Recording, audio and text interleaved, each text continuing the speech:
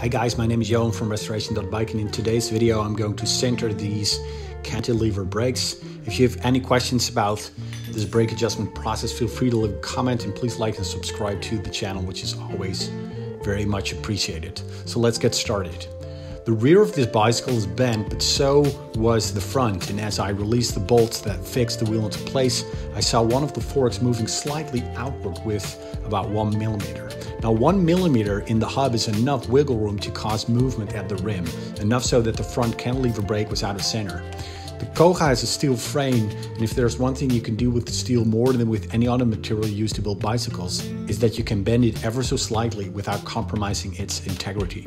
I created some wiggle room for the other fork arm to move and started the cantilever brake centering process by repeatedly pulling the arm towards the screw.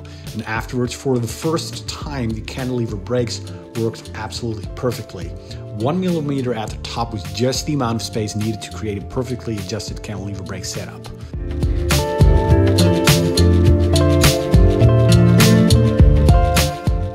I hope you enjoyed watching this video. Be sure to check out the next one. Bye for now.